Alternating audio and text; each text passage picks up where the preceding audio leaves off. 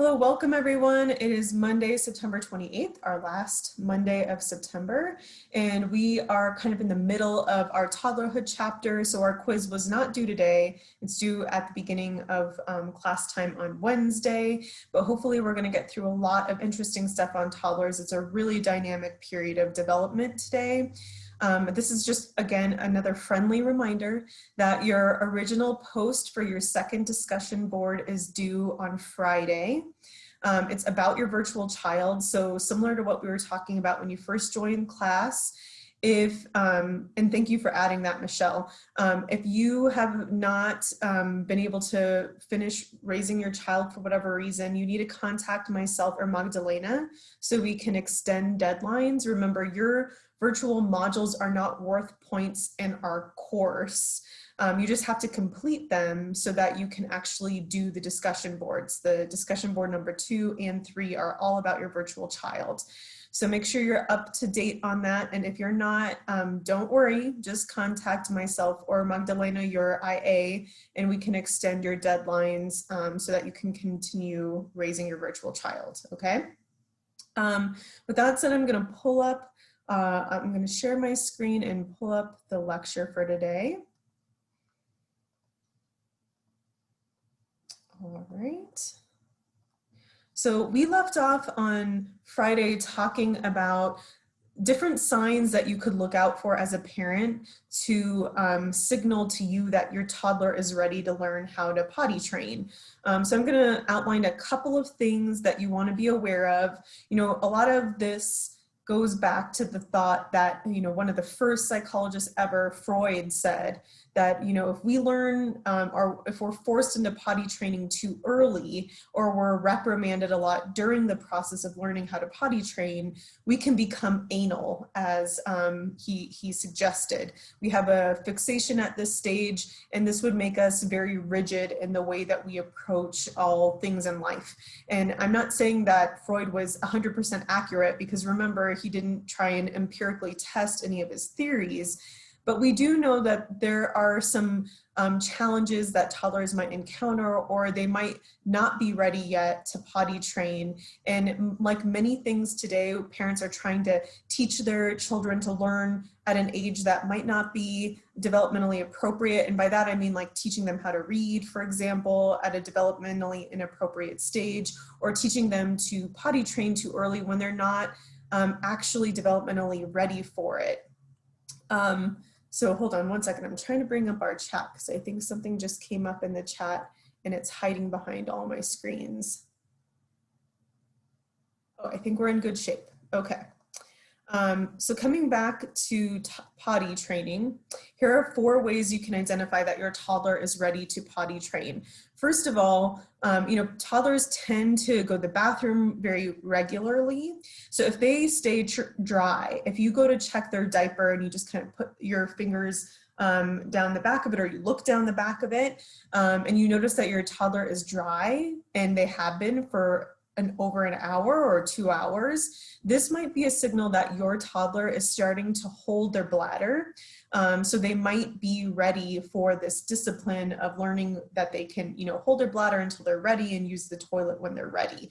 So that's one of the first early signs that your toddler might be ready to learn how to potty train. The second is that they start to have bowel movements, or go number 2 at the same time every day, like maybe right after breakfast, or right after a nap, or something like that. If you can anticipate a regular bowel movement for your toddler, then it's easier to learn how to, it's easier to train them, because you can anticipate when they're about to go to the bathroom. So this is a really nice tool to use as a parent to kind of guide you in trying to figure out when to put your toddler on the toilet and go through this process.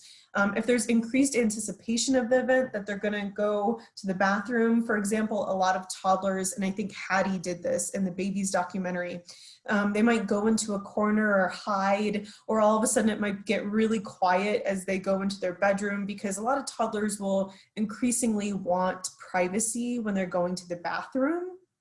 So if you as a parent can kind of anticipate, based on your toddler's behavior, when they're about to go to the bathroom, then this can also help guide the training process. And last, toddlers, you know, they oftentimes, especially if they have older siblings, they might ask to use the toilet or to wear big kid underwear. And this is, again, if they can vocalize this desire, then this is a huge sign to you as a parent that your toddler might be ready for the process of potty training. Now, I know on average, boys tend to potty train a little bit later than girls, but I want to pose to you all, if you think about primarily, not always, but oftentimes who is potty training the toddler, then that might give you some insight into why it takes a longer time for boys to learn how to potty train. So why do you think that might be? And just think about how boys and girls go to the bathroom, like number one. Any thoughts out there? Why could it be more difficult for a boy to learn how to go to the bathroom than a girl? Is it because they have different parts, so it's a little bit more confusing for them? They have different parts. They have a different way of going to the bathroom, right, as a male. And think about who's mostly monitoring, and this is on average, not always, but who's mostly monitoring the potty training process for the toddler. Are they shy because of mom watching over? That's a good suggestion, though I think it has a lot to do with modeling. So think about it. A parent oftentimes will model how to do a task, whether it's, how to write a letter or how to, I don't know, crack an egg or things like this. If you're a mother who's monitoring the potty training of your son, you can't really model how to go to the bathroom, at least how to go number one, right? So it's confusing for them if they don't have someone they can learn directly from how to model that behavior. If the primary person that's monitoring their potty training can't model that behavior for them, it's more challenging. So that might be one reason or one explanation why on average we see boys potty train a little later. It may not be so much that they're immature as they don't have a direct model of that behavior, like the mother can model for the young girl how to go to the bathroom, right? This is something that a female mother can't do for her son. So this is one explanation of why that might happen later. And certainly I observed this in my own family because my little brother, he was even saying, I need somebody to wipe my butt. He would literally be able to say that complex sentence when he just really probably needed the modeling from my dad, who was working majority outside of the home. Okay, so now we're gonna shift into another transition for young toddlers, which is being weaned off of breastfeeding. So when a mother weans her child, she stops offering her breast and she stops breastfeeding the child slowly, hopefully, instead of altogether. Of course, there are cultural variations of this that our textbook talks about. Historically speaking, the practice of breastfeeding would usually cease around age 2 or 3 for a toddler. Of course, this is not necessarily the norm today. Mothers feel really accomplished if they've breastfed their baby for 6 months or a year. That's actually seen as a huge milestone for a lot of mothers who choose to breastfeed. But around 2 to 3 years is what was typically common in human history. There are some cultural differentiations in how mothers approach weaning. So in the Balinese culture, they used an approach that was kind of a mix of gentle and harsh. And you might remember from reading that the Balinese mothers would put something on their breasts that would actually turn off toddlers from wanting to breastfeed. Do we remember what she used to do to put on her breast? Anyone out there that might cause a toddler to recoil and not want to breastfeed? I'm just gonna check our chat. If it will come up, it's hard for me to check.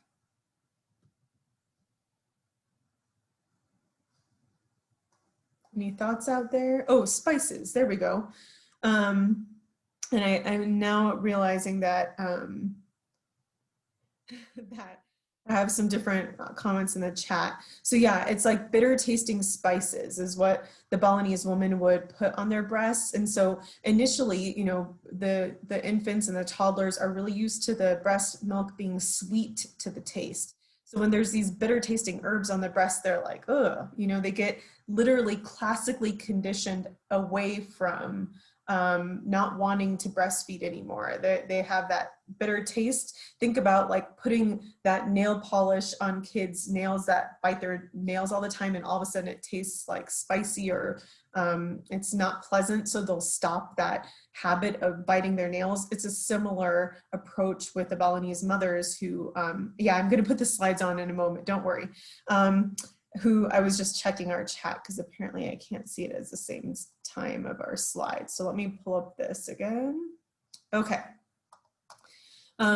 So the Balinese woman would do this, and little by little, the toddler would no longer want to breastfeed. And the Fulani culture, they would actually physically separate the mother from the toddler so that they didn't even have access to their mother to try and breastfeed, which seems pretty harsh. I know personally I've experienced something similar because my older sister was trying to wean her son and decided to take a trip in the middle of this while I was going to be watching her son and her daughter. And her son was so upset about being physically separated from his mom that he literally cried all night long. So I was up with him all night long. It can be really traumatic for young infants who are going through weaning. So the best approach is to do this gradually, not all at once. Because again, it can make the toddler very, very upset, and especially if that's primarily what they're used to eating. So what do you think might motivate a mother to begin weaning her child? And I might have to close the screen for a little bit so I can see the chat of people who are trying to chime in. Any ideas of why a mother might start to wean her child? Ooh, good point, Madison. So teeth coming in could hurt the mother, and it might be so painful that she decides to begin to slowly wean her child. It could help with her overall routine, like maybe her job, going back to work full time. It might be hard for her to continue pumping all the time, and so she might decide to pull back on the number of feedings per day. So that's a good motivation, certainly. There's another really common motivation, at least also historically, why women would begin weaning their toddler. What else might be happening? And I know a lot of you guys who have virtual children have had this happen too. You were notified that you're expecting another child, right? And because of the hormones in the woman's body, she actually does need to wean her toddler so that her body can prepare itself properly for her pregnancy. So she has to little by little wean her toddler who is still relying on her so that the baby who's in utero can get proper nutrition and everything. So that is very, very common, just having another child that you need to maybe begin the weaning process. So I want to underscore the importance of starting new routines through the weaning process. It is really important not to do an all-encompassing, like just shut down and stop feeding the baby altogether via breastfeeding. Instead, if you are feeding your baby in a single 24-hour period, let's say, I'm going to say maybe 5 times a day, then you might decide to stop the first feeding in the middle, maybe in the middle of the day around lunchtime, and instead give them solid food at that time. And every 3 or 4 days, you'll take away an additional feeding until you have narrowed down your feeding to just 1 a day, and even take that away eventually as well. But you want to create new routines through this process. 1 second, I'm just checking on a message. Okay, so you want to make sure that You are, for example, if you used to feed them at night, you create a new routine where they maybe get to pick out a book that you're going to read to them, something that is going to entirely change the approach to falling asleep at night so that they are distracted from not having that feeding during that time. So this is a really important tip to give mothers who are trying to wean their child.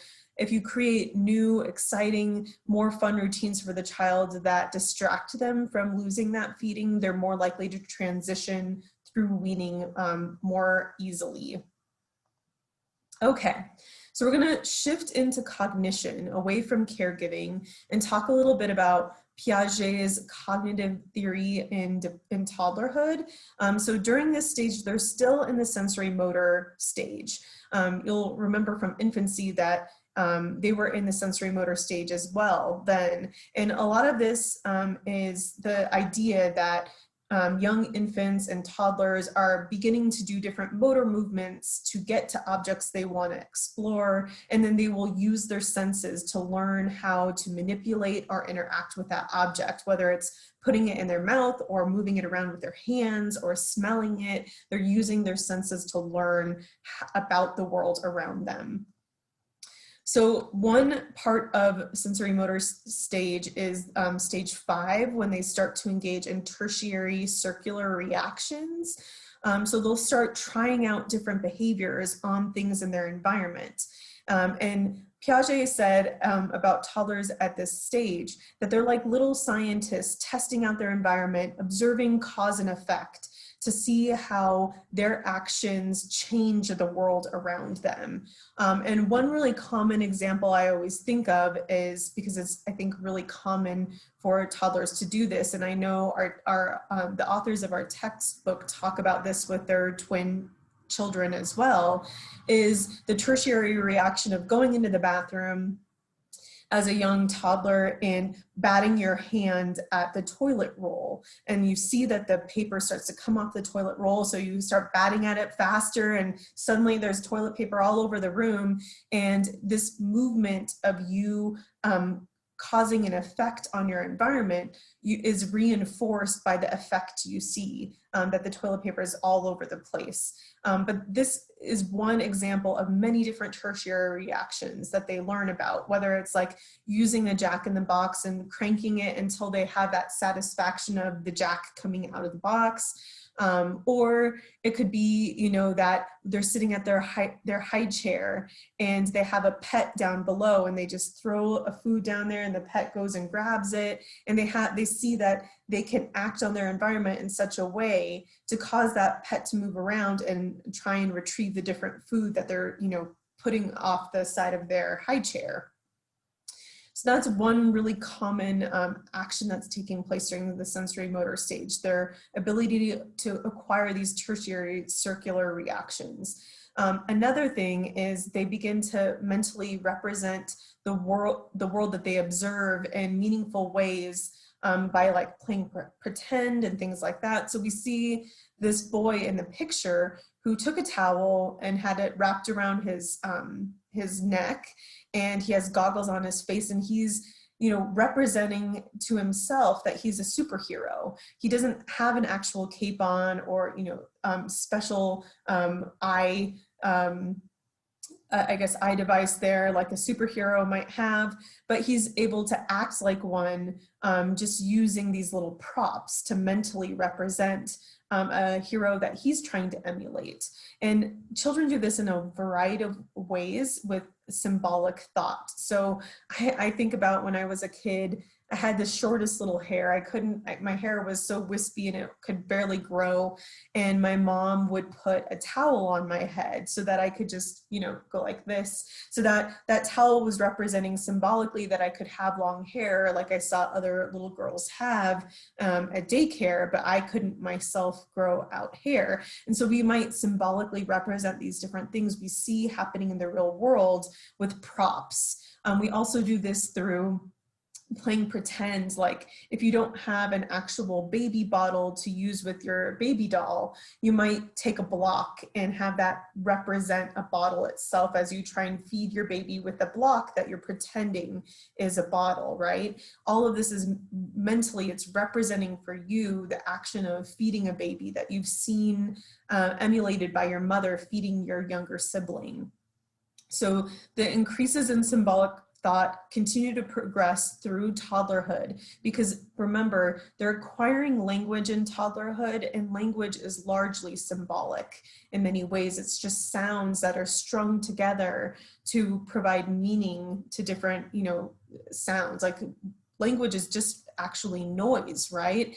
But we learn a certain way of putting sounds together that it represents something else out there in the world.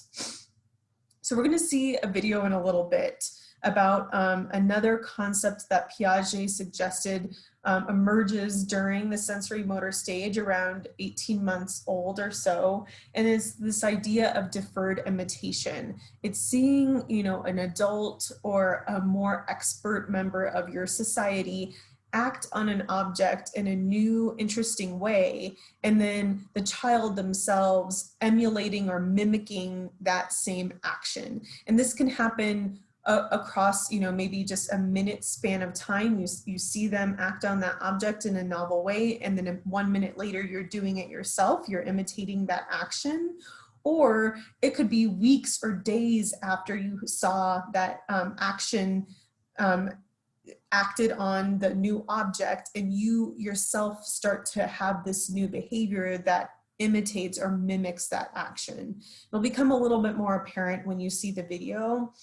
Within this video, two different researchers are going to be highlighted. A gentleman by the name of Andrew Meltzoff, who's going to be talking a little bit, or at least showing experiments of deferred imitation. And then the second researcher is Patricia Kuhl, which once we get into language, I'm going to be referring back to her research in this video.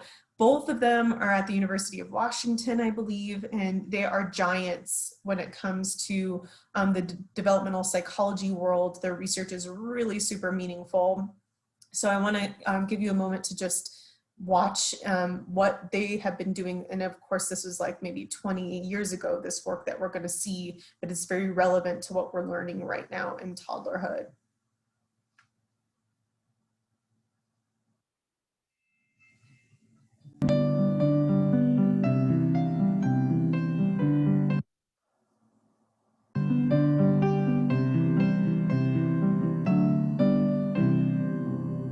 We think that the next decade will be the frontier of the brain.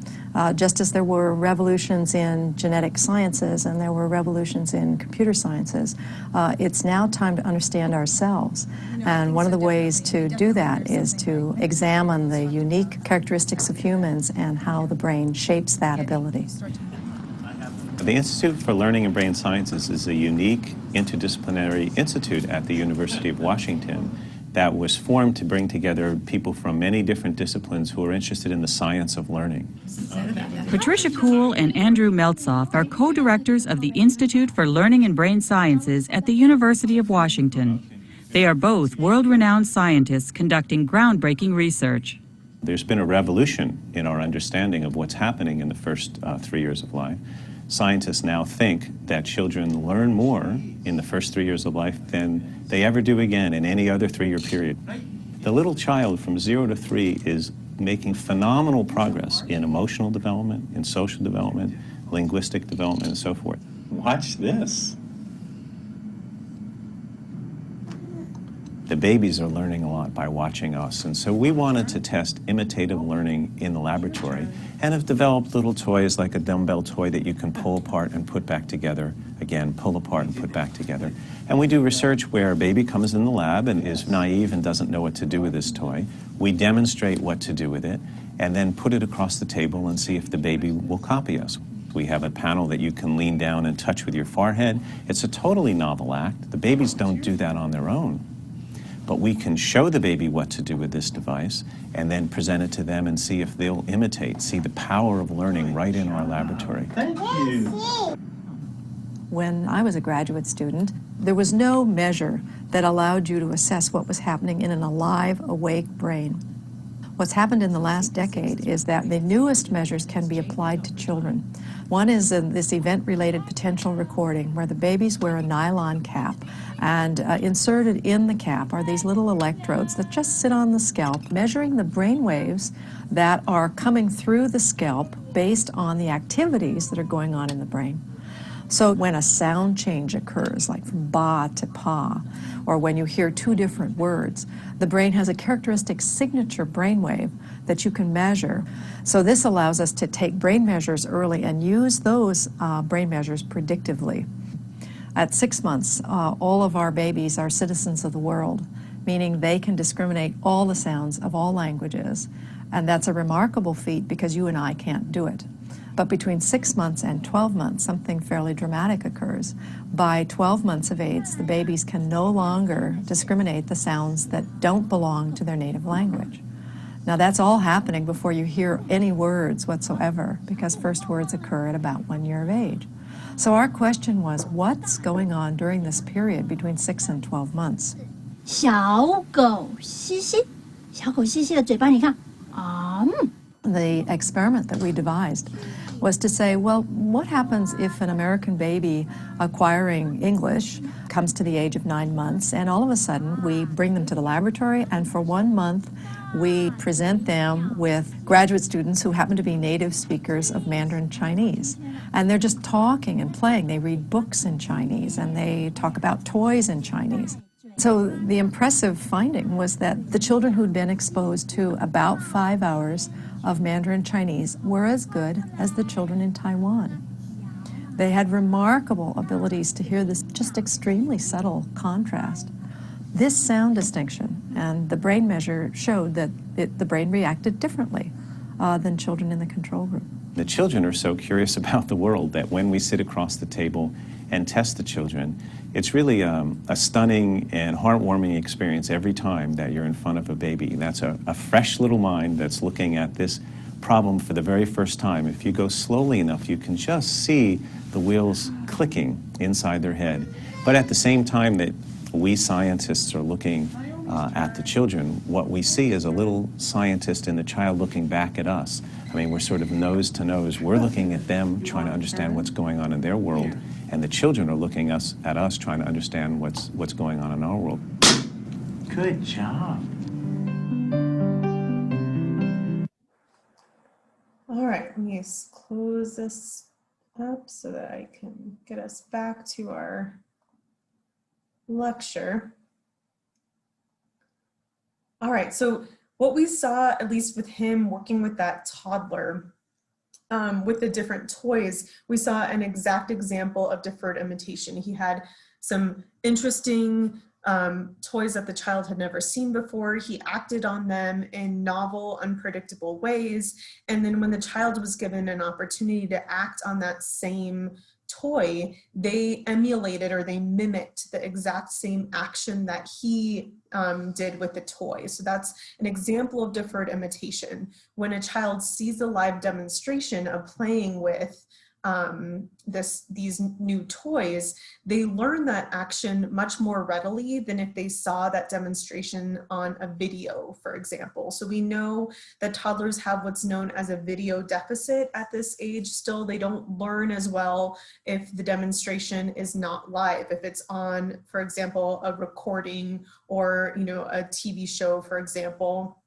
And the same is true with language. When we saw that research with Patricia Kuhl, her graduate students who spoke Chinese, all of that was a live demonstration in front of the infant, and the infant, through that live exposure, could still make a differentiation between different tones in the language, which would not have been possible if that demonstration wasn't live. So we know there's something unusual and more cognitively rich about that live demonstration than something that's happening over a video. And we also have learned through more recent research that this deferred imitation might happen much earlier than Piaget suggested. He said 18 months, but we actually see it happen before that in a lot of more recent research. So he might have been a little off base in trying to pin down exactly when toddlers begin imitating novel actions. One other thing we know, and I'll be talking about it later, especially with language, is that they begin to build categories as they learn new words. They'll apply, for example, they see little, if they have a pet at home, like a dog or a cat, they might learn that word cat or dog, and then they might try and apply that, for example, to other cats and dogs, even if they're not within the same category. Through feedback, they'll begin to build different categories of four-legged creatures so that they understand that's a dog, that's a cat, that's a goat, and they can distinguish why a certain animal with different features would fit within one category or the other. A lot of this is happening within language as they build a more productive vocabulary. Okay, we're shifting for a moment to Vygotsky. With Vygotsky, you might recall he's a Russian theorist who his theories became more popular after he died, many decades after he died. He viewed that what is important cognitively for us to learn will be taught through social interaction between more expert members of our culture, and they will translate information to us that is culturally relevant and important. They will teach us skills that are valuable within our cultural context. So I want you to pause for a moment and think about, for example, within the world of Pony Jiao in Namibia and maybe Bayer Jagal in Mongolia, what are some culturally relevant skills that they might have to acquire as they grow up, that they'll learn through social interaction? What might they need to know? I'm not so sure about social per se, but it just seemed like the baby from Africa and the baby from Mongolia, they're quite exposed to animals like goats and cattle and dogs and cats. And I think that they had to learn to not be scared of cattle or livestock. And it wasn't that social to me. Right. So they have a lot more exposure to animals than what we saw in the experience of Hadi or Mahdi in a more developed country.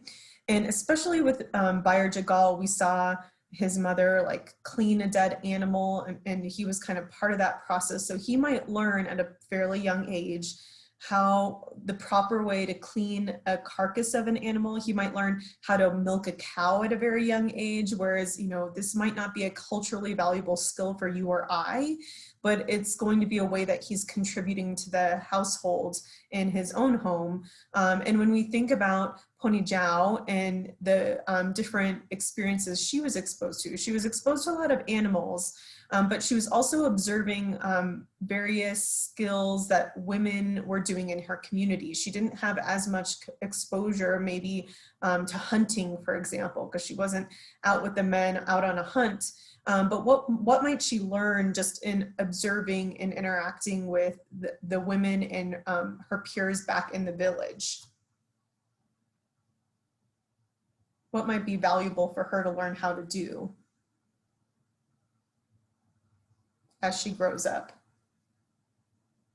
And I know people might be answering in the chat, and I can't see the chat box right now for whatever reason, so I'm going to just check.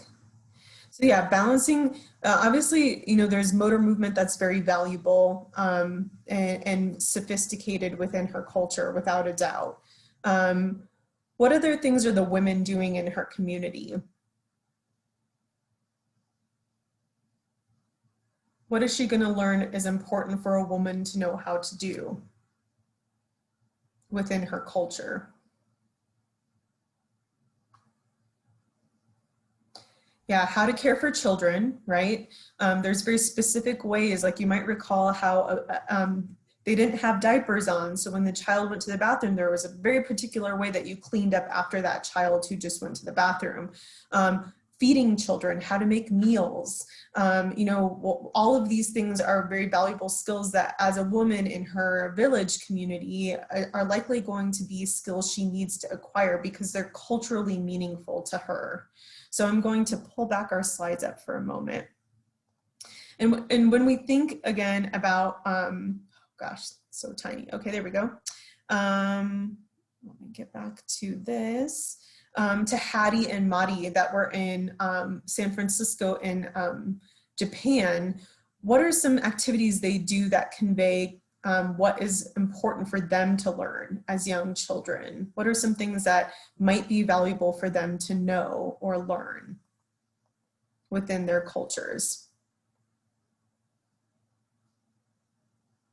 Again, I might have to pull up the chat. So sorry about this.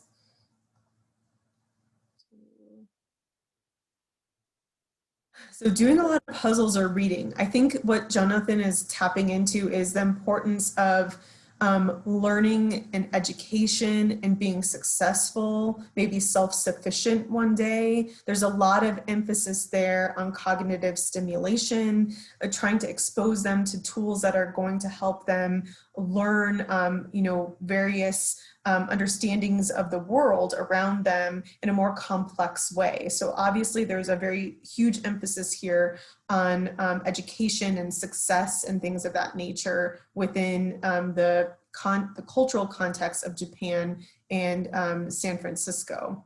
So I'm going to pull up real quick those slides again.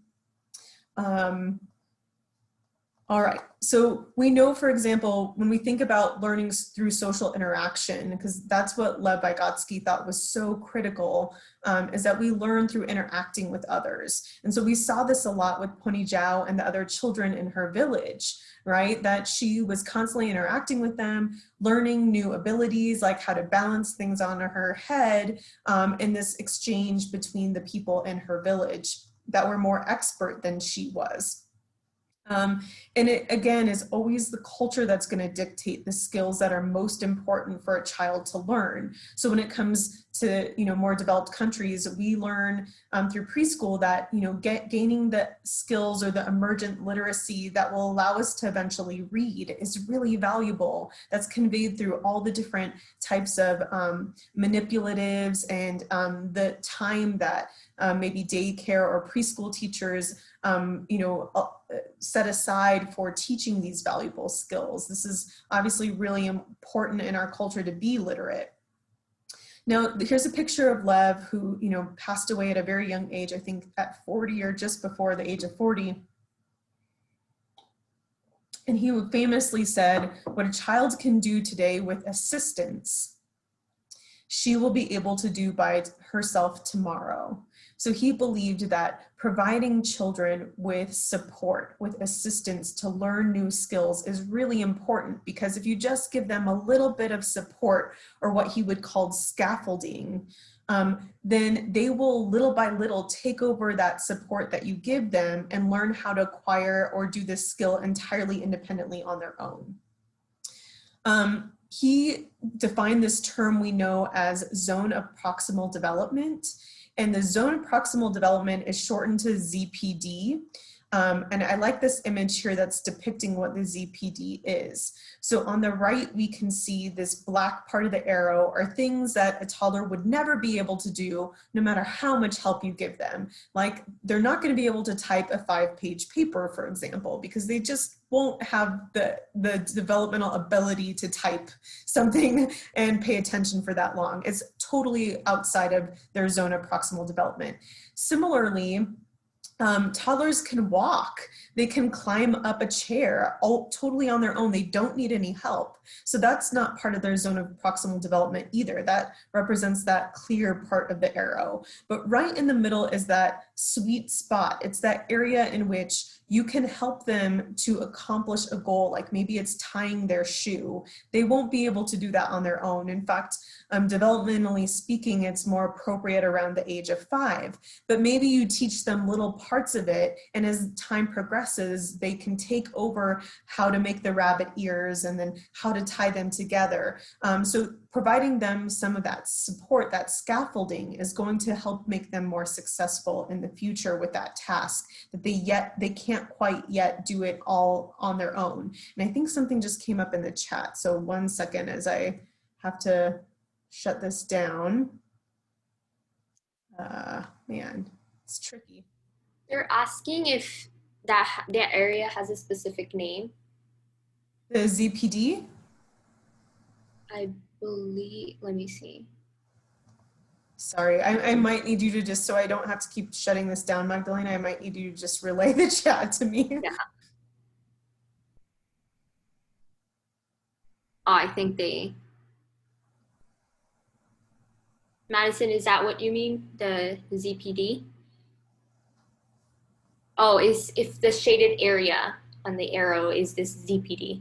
Yes, it is. So the shaded area is a ZPD. Another example of this is children learning how to get dressed. I always think of that as a great ZPD example, is that usually initially they need a parent to put the shirt over their head, and then they can kind of wiggle and squirm to get their arms through the armholes.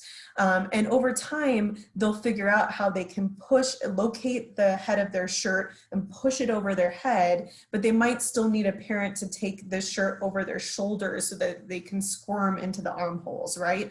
Little by little, they're going to learn how to do these different parts on their own until they can entirely dress themselves by themselves. But every little action of support that the parent provides is what we know as scaffolding. And this will allow them to little by little learn how to take on this task themselves. And I might have mentioned to you, although let me know if I'm repeating myself, I was able as a young toddler to get the shirt over my head and to put my armholes, my arms through the armholes, but I consistently put my shirts on backwards. And so my mom taught me a song that I could sing to myself, and she would just sing label in the back, label in the back, label in the back. So I would actually be singing this song while I dressed myself to remind me where to put the label. So I would put my shirt and also my shorts and everything on the correct way. But this was a linguistic support, a linguistic form of scaffolding that allowed me to be independent enough to dress myself. I just had that little bit of support. Magdalena, is there something coming up in the chat right now? No, they're just saying that it was cute. Oh, okay. So yeah, scaffolding is that degree of assistance. Not only parents do this, but teachers do this, older siblings do this as well. Like imagine, I know my older sister learned how to read, obviously, before I did. So when we'd go through a book together, she would point out sounds and like where you begin reading to where you end reading a sentence, for example. And all these little supports helped me approach reading in the future in a more knowledgeable way, because I learned all these different features of how to digest and consume a book, how to turn the page from one side to the other, and things like that. Now, a woman by the name of Barbara Rogoff actually extended Lev Vygotsky's theory. Again, her name was Barbara Rogoff, and she created this idea of guided participation. And this is a really important concept to educators. So I'll give you an example of how I used it in my second grade classroom, which was most evident during math lessons. So we had what was called in math lessons, we had I do, we do, you do. And the I do part was me as a teacher showing the skill up on the whiteboard. Like if I was adding double-digit numbers together and I had to carry over to the tens place, I would model and emulate this ability for all the students, and they just sat there and watched me at first. That's the I do part of the teacher. The we do was I would invite them all to take out their little whiteboards with their little markers, and they would put the problem on their whiteboard and solve it at the same time that I'm solving it on the board, and we'd talk through it together. So they would have some guided participation, right? They're participating while I'm guiding them through the problem on the board. And then the last part would be that they would be able to do it independently on their own. They'd have a worksheet with all sorts of different problems of double-digit addition, and they'd have to carry over and solve each problem themselves. But without that critical we do part, that guided participation, it's much harder for them to jump from me doing it at the board and then say, okay, go ahead, do this on your own in this worksheet. They need this participation, this interactive social exchange where I'm, walking them through that skill. And I think the best, math teachers make sure to integrate this guided participation so that you can really master that skill. And this is true of most things, right? If we want to really master a skill, we have to actively do it with the person showing us that skill. Okay, so we're going to jump into language here, and it seems like everything is jumping up on the board on the page at once. So I'll talk through all these different components. I think, Patricia Kuhl, if we refer back to that video we just saw, she is one of the leading researchers in language development. But before she came along, there were a couple of other critical researchers, one by the name of Broca. His last name was Broca. He had a patient who came to him and could only say the word ton. So it seemed when he interacted with this patient that the patient understood everything that Dr. Broca was saying. But in response, all he could say was tan, tan, tan, tan, tan, tan, tan, okay? So he only had one word. And Broca, when this patient passed away, Broca conducted an autopsy and discovered that he had damage to the front left lobe of his brain, this area right here that's in purple, part of the frontal lobe, which Broca named famously after himself as Broca's area. And Broca determined that if you have damage to this area in your brain, you can't produce a variety of speech. He only could produce one word, right? You can understand language, but you can't produce nuanced, varied language if you have damage to Broca's area. Similarly, there was a different area that was discovered by a gentleman with the last name Wernicke, and he came to understand that if you had damage to this part of your temporal lobe, this blue area right here, then you could no longer understand or comprehend language. So you could produce a lot of language. In fact, if you see patients who have a condition called aphasia, A-P-H-A-S-I-A, aphasia, if you listen to them and you're not really paying attention to what they're saying, they seem to be telling a really vivid, interesting story. However, if you focus in on the words that they're using, you realize that they are not making any sense. They're just stringing a bunch of words together. It sounds like a word salad. People who have this aphasia or damage to Wernicke's area. Now, Wernicke's area, it's located within the temporal lobe, very close to the ear, because we hear language. And so it's convenient that it's located there close to the ear in the temporal lobe, where we would then process our understanding of those words. But again, if you have damage there, you can't understand language. You can produce it, but it doesn't make any sense. So one thing to keep in mind, I want to back up a little bit. This first bullet point that says humans are biologically built to learn language. This is a bullet point that I think a gentleman by the name of Noam Chomsky would be very supportive of. Noam Chomsky, he's still alive. He's a professor emeritus at the University of Arizona, U of A.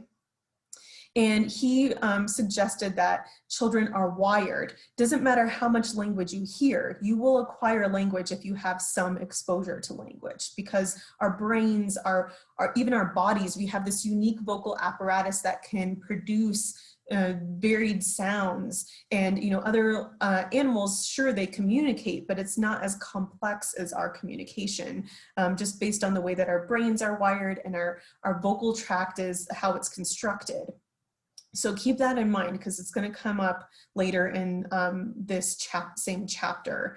The other thing that makes us interesting as humans is that our language is endlessly generative. It means that the way that I'm lecturing on this content right now is not identical to the way I lectured on it the class before, because our language is so varied. It's infinitely complex and different each time we write, right? We have that that software called Turnitin that can test for plagiarism, because the really cool thing about our language is that we shouldn't have an identical like fingerprint of how we thought about a particular topic.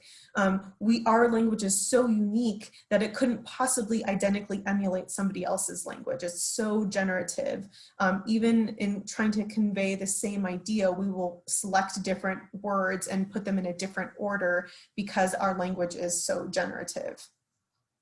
Now I know we're at time, so I'm going to pick up on Wednesday talking about these different language milestones that are unique to toddlerhood. There's a lot to talk about with language, so hang tight. And I have a huge passion for language development, so I want to give it the time that it deserves. I'm going to stop sharing my screen and wish you a very happy Monday. I'll see you all on Wednesday. Take care. Bye. Thank you.